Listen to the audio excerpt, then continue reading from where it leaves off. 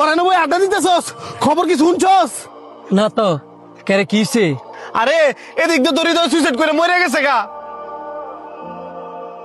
ই অল্প বয়সের ফোলাটা সুইসাইড করে মরলো?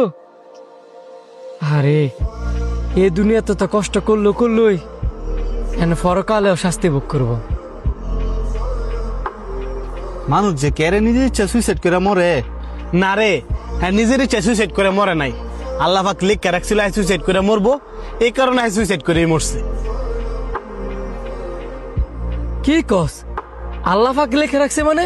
হ, আল্লাহ পাক যার যেমনি মৃত্যু লিখে রাখছে হ্যাঁ তো এমনি মরবো, এন তো মানুষের কোনো দোষ নাই। তোর বুঝার ভুল আছে, বয়স হচ্ছে ঠিক হই, কিন্তু তুই বুঝদার অস নাই।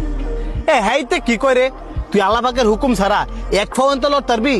আরে আল্লাহ পাকের হুকুম ছাড়া তো গাছের একটা পাতাও লড়ে না। তোর কথায় আমিও একমত, আল্লাহ পাকের হুকুম ছাড়া গাছের একটা পাতাও লড়ে না, কিন্তু আল্লাহ পাক প্রত্যেকটা মানুষের মধ্যেই নিজের সিদ্ধান্ত নিজে নেওয়ার ক্ষমতা দিয়ে দিছি। তো প্রত্যেকটা মানুষ যদি কয় যে আল্লাহ পাক হ্যার মৃত্যু এভাবে লেখা রাখছে এই কারণে হ্যাঁ মরছে।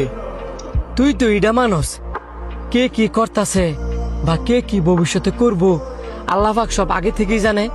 জানলেও কিন্তু তুই যে কইতাছস হ্যাঁ নিজের ইচ্ছায় মরছে, এটা বন্ধু আমি মানতাম পারতাছি না। আরে বোকা, হৃদয়ে সুইসাইড করে মরবো আল্লাহ পাক আগে থেকে জানে দেখেই লেখা রাখছে।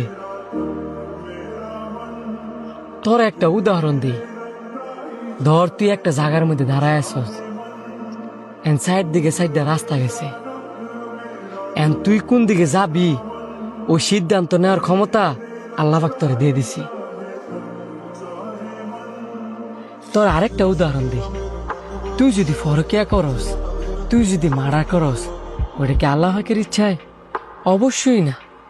তুই ফরকিয়া মার্ডার করবি দেখেই আর আল্লাহ পাক এটা আগে থেকে জানতো দেখেই লেখা রাখছে।